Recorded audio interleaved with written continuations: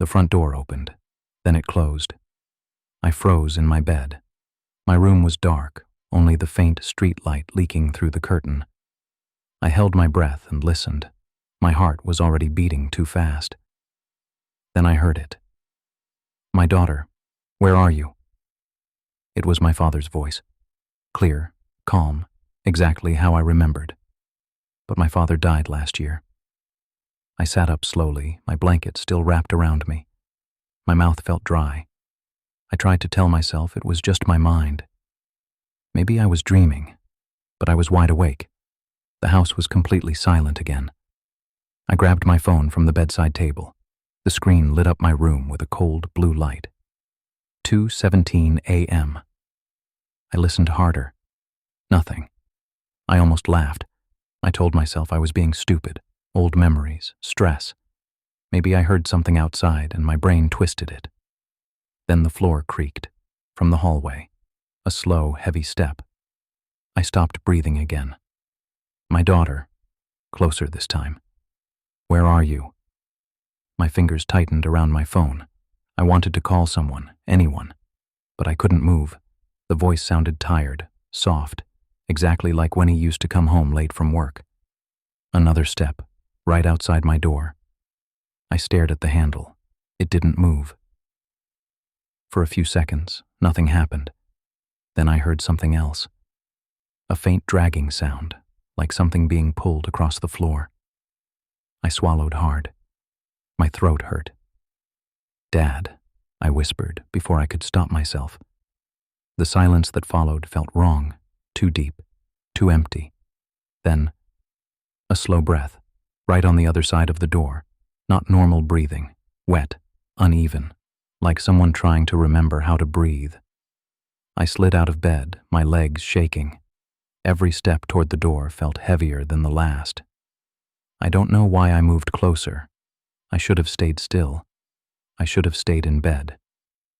"Open the door," the voice said. It still sounded like him. But something was off now. The tone was empty, flat, like it was copying him. "Dad," I said again, louder this time. "Is that you?" There was a long pause, then quietly. "I came home." My chest tightened. That wasn't something he would say. Not like that. Not like a statement. It sounded practiced, like someone repeating a line. The handle moved. Just a little. I jumped back. My hand covered my mouth to stop myself from screaming. "Open the door," it said again. More firm this time. The dragging sound started again. Slower now. Closer. I looked around my room, searching for something to hold. Something to protect myself. My eyes landed on the old family photo on my desk. I grabbed it. It was the last picture we took together. Me, my mom, my dad. I stared at his face. Then I froze. His eyes. They looked wrong. I stepped closer to the light.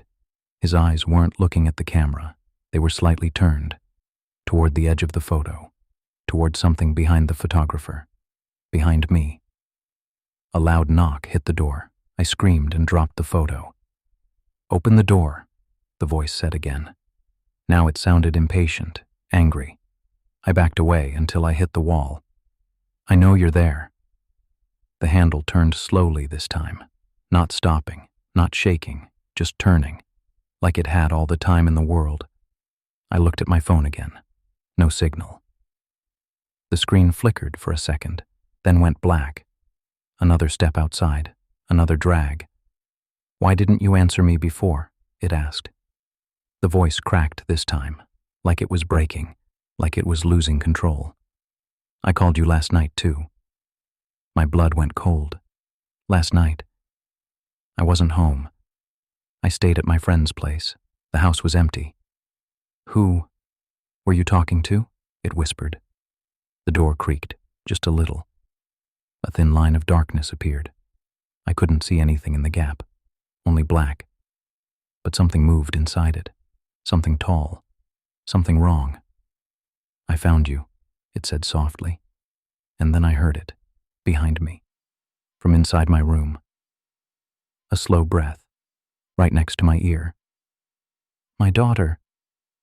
I turned slowly and realized the thing at the door wasn't trying to get in.